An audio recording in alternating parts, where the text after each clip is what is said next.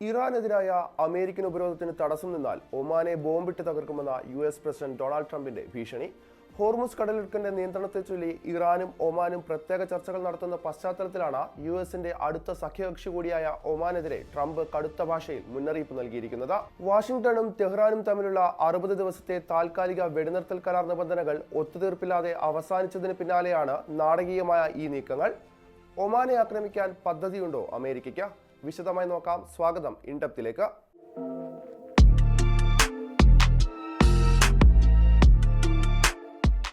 Fox news മാധ്യമപ്രവർത്തകൻ tray യങ്സ്റ്റീന് നൽകിയ അഭിമുഖത്തിലായിരുന്നു Donald Trump ഒമാനെതിരെ കടുത്ത പരാമർശങ്ങൾ നടത്തിയത്.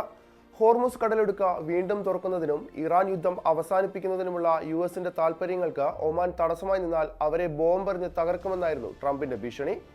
പിന്നീട് വൈറ്റ് ഹൗസിലെ ഓവൽ ഓഫീസിൽ വെച്ച മാധ്യമപ്രവർത്തകർ ഒമാനെക്കുറിച്ചുള്ള ചോദ്യം ആവർത്തിച്ചപ്പോൾ ഒമാന്റെ പെരുമാറ്റം അത്ര നല്ലതല്ല എന്നായിരുന്നു പ്രതികരണം. എന്നാൽ മറ്റു കാര്യങ്ങൾ കൈകാര്യം ചെയ്യുന്നത് പോലെ വളരെ എളുപ്പത്തിൽ USന് അവരെ നിയന്ത്രിക്കാനാകുമെന്നും ട്രംപ് കൂട്ടിച്ചേർത്തു. ഇതേ അഭിമുഖത്തിൽ 5 മാസമായി തുടരുന്ന US-ഇസ്രായേൽ സംയുക്ത സൈനിക നീക്കങ്ങൾക്ക് മുന്നിൽ ഇറാൻ വെള്ളക്കൊടി ഉയർത്തി കീഴടങ്ങണമെന്നും ട്രംപ് ആവശ്യപ്പെട്ടു. ആഗോള സമുദ്ര വ്യാപാരത്തിന്റെ, പ്രത്യേകിച്ച് എണ്ണക്കടത്തിന്റെ ഏറ്റവും തന്ത്രപ്രധാനമായ പാതയാണ് ഹോർമുസ് കടലിടുക്ക്.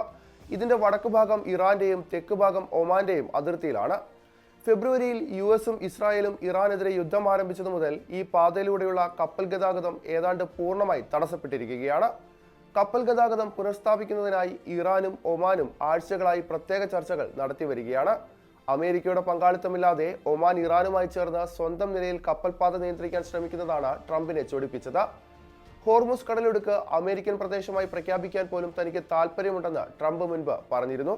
ഇറാനും പാശ്ചാത്യ രാജ്യങ്ങൾക്കുമിടയിൽ വിശ്വസനീയമായ ഒരേയൊരു നയതന്ത്ര ചാനലായി പ്രവർത്തിക്കുന്നത് ഒമാനാണ്. അമേരിക്കയും ഇറാനും തമ്മിലുള്ള തടവുകാരുടെ കൈമാറ്റം, ആണവ ചർച്ചകൾ എന്നിവയിലെല്ലാം മുൻപും ഒമാൻ മധ്യസ്ഥത വഹിച്ചിട്ടുണ്ട്.